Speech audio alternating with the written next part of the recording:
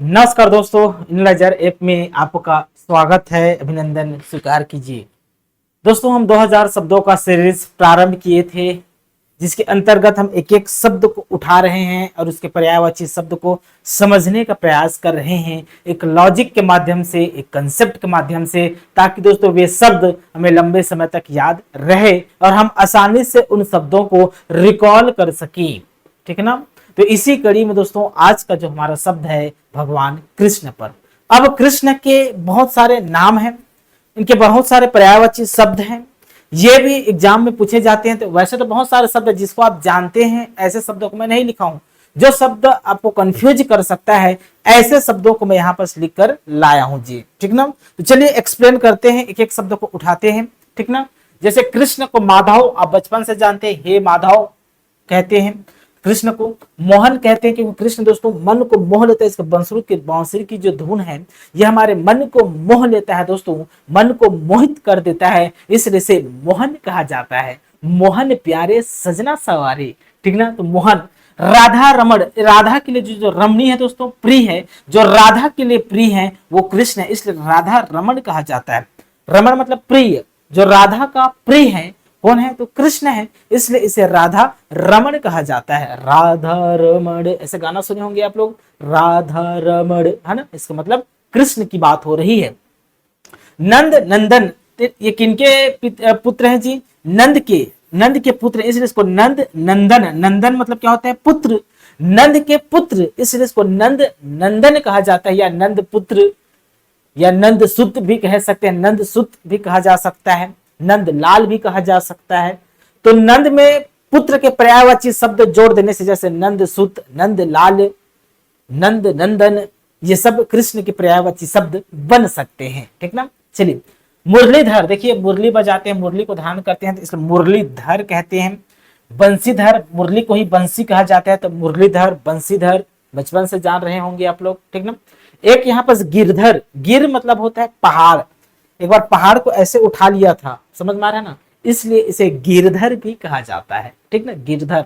वासुदेव, वासुदेव, ठीक ना, वासुदेव आप जानते हैं बचपन से। केशव, काला होने के कारण दोस्तों इसे क्या कहते हैं, केशव कहते हैं। क्या कहते हैं इसे, केशव, हे केशव, ऐसे बोलते केशव कहा जाता है। ब्रज भूषण, ये ब्रज के वासी थे दोस्तों, इसको ब्रज भूषण कहते हैं। ब्रज वल्लभ, वल्लभ मतलब होता है प्रिय, तो ब्रज के प्रिय है, ब्रजवासी थे ये, तो ब्रजभूषण, ब्रज वल्लभ ये कहा जाता है। दामोदर, अब इसका दामोदर नाम क्यों पड़ा, नरेंद्र मोदी के पिता का नाम भी दामोदर है, इसलिए पूरा नाम नरेंद्र दामोदर दास मोदी बोलते हैं।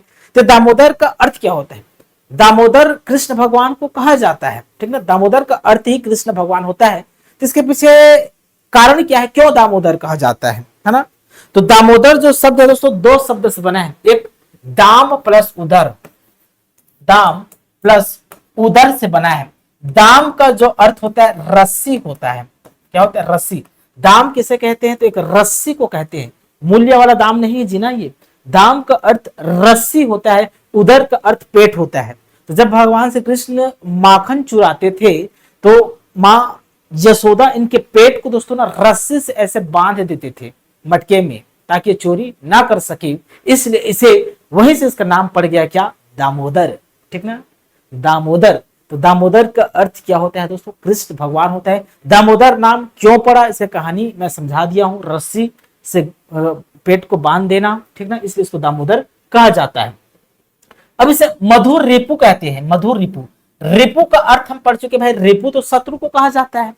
तो मधुर रिपु कौन है, तो मधु नामक एक राक्षस हुआ करता था, उस मधु नामक राक्षस का कृष्ण भगवान ने वध किया था दोस्तों।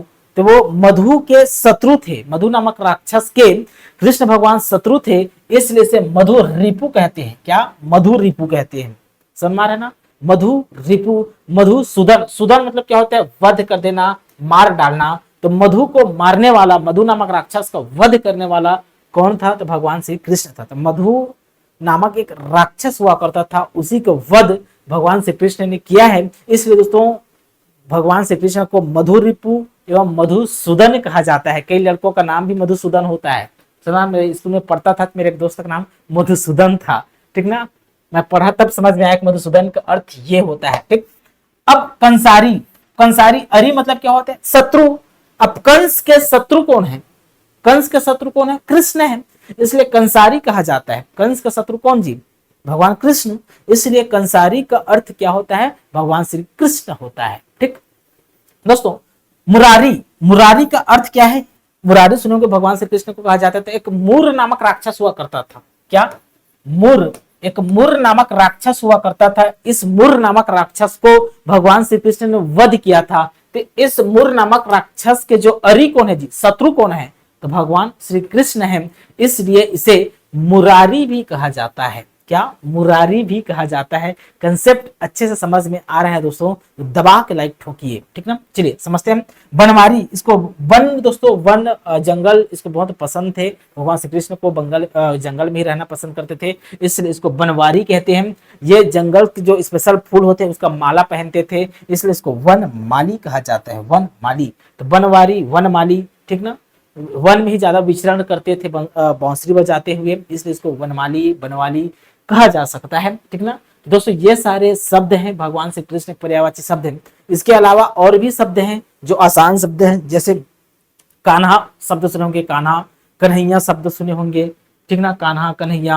आपको दोस्तों यदुनंदन शब्द सुने होंगे। बहुत सारे शब्द होते हैं इसके, ठीक ना। बहुत सारे इसके क्या होते हैं जी, शब्द होते हैं। और क्या क्या इसका शब्द लिया जा सकता है जी, और इसका क्या क्या शब्द लिया जा सकता है, इसको भी हम समझ लेते हैं।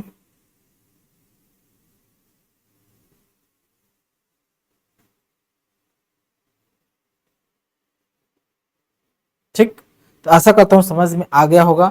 इसके अलावा भी दोस्तों, जैसे आपका गोपाल कहा जाता है, द्वारकाधीश कहा जाता है, गोविंद कहा जाता है, द्वारकाधीश, गोविंद, गोपाल, गोपीनाथ, बहुत सारे शब्द होते हैं, ठीक ना। मिलते हैं एक नए कंसेप्ट के साथ। अभी के लिए बहुत बहुत धन्यवाद। Thank you.